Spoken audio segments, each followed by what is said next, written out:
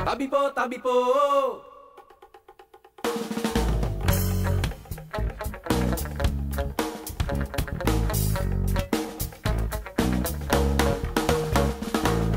Naglakad ako sa daang putikan, sa sobrang dulas ay napilitang magyabak. Hinubad ko ang bagong sapatos ko, tinali sa aking backpack. Gumapang paakyat sa putik at bato, at nakarating sa balikat ng bundok. Naglakad paloob sa makapal na kahuyan, nakarating sa daang madamo ng sapatos ko'y isusuot na sana. Kanan na lamang ang natitira, kung saan naman nakarating ang kaliwat. Binalik-balik ay di pa rin makita. Ano ngayon ang gagawin ko? Iisa na lamang ang sapatos ko. Ito na ba yung sinasabi nilang pinaglaruan? Tabi po, palabiro, mapaglarong engkanto. Tabi po, palabiro, mapaglarong engkanto. Tabi po, palabiro, mapaglarong engkanto. Tabi po, palabiro.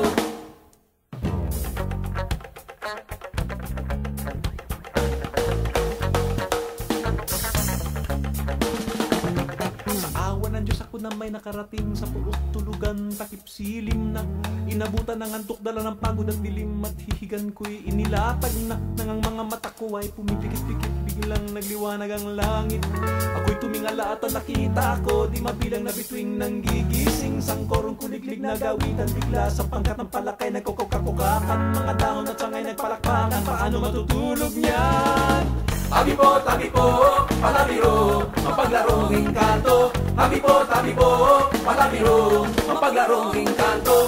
Tabi po, palabiro, mapaglarong engkanto. Tabi po, palabiro.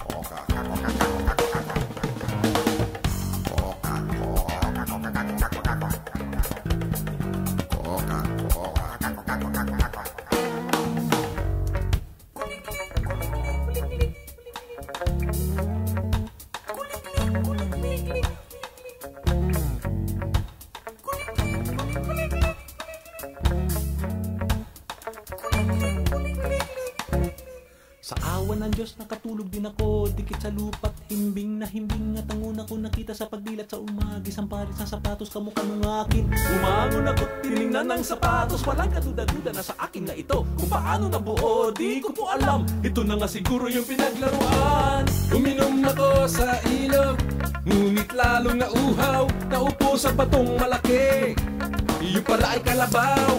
Hinanap ang daang pababa, ngunit lalo akong nawala.